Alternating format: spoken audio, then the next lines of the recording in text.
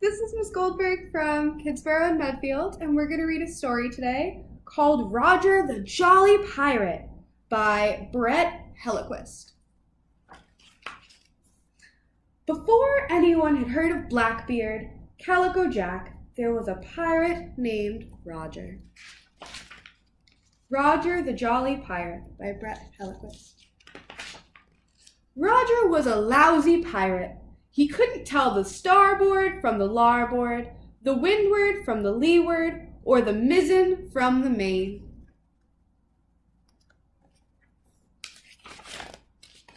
He smiled instead of scowling. He grinned instead of growling.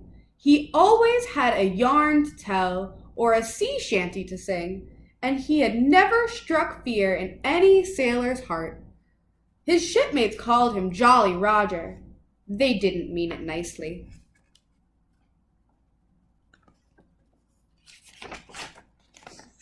When there was serious pirating to be done, the other pirates never wanted Jolly Roger around.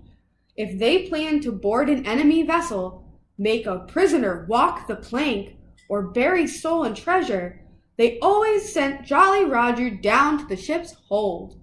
This didn't make Roger feel jolly at all.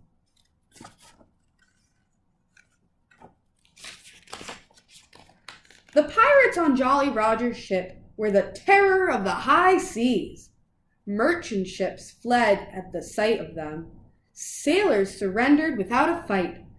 There was only one enemy worth of their scowls. He was known as the Admiral.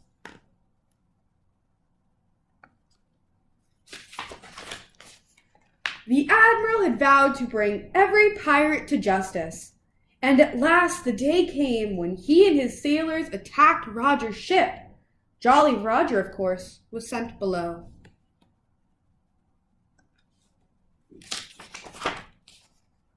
Up and above, the battle began. Below, Jolly Roger sat wishing he could think of something, anything, that would make the other pirates like him. Then he had a wonderful idea. He would bake a cake. In the hold, Jolly Roger spotted something that looked like a big iron pot. He happily dumped everything he could find into the pot and gave it a good stir.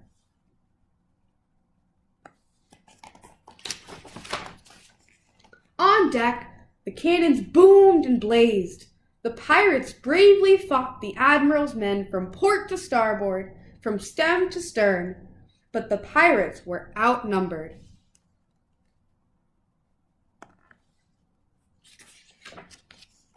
As the pirate captain watched the Admiral stride across the deck with his sword held high, he could see that all was lost.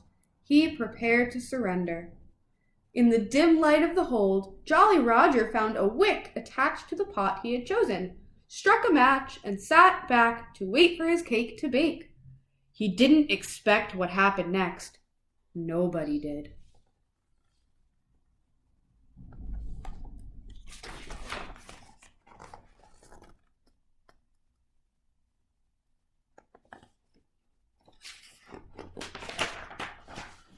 Jolly Roger was blown straight through the deck and right into the middle of the battle. He was covered in flour. He was spotted with soot. And he was shrieking in terror.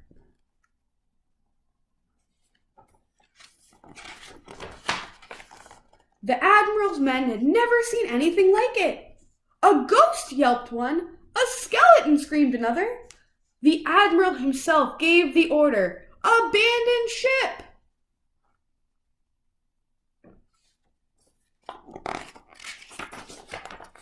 Jolly Roger was sorry about his cake. He tried to explain, but no one would listen. They were too busy cheering.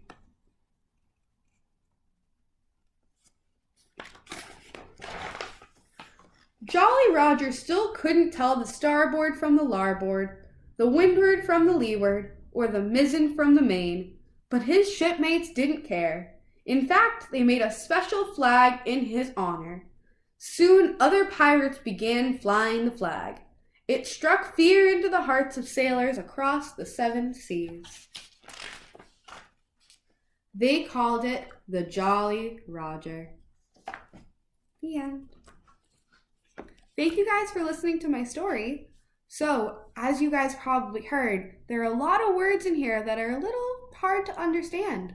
I encourage you guys to ask your caregiver if you can look them up online so you guys can find out the definitions and write them down.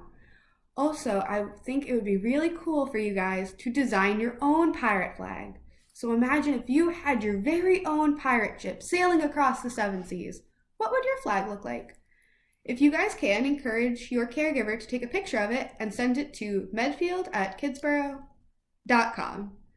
Bye guys, hope to see you again soon. We miss you!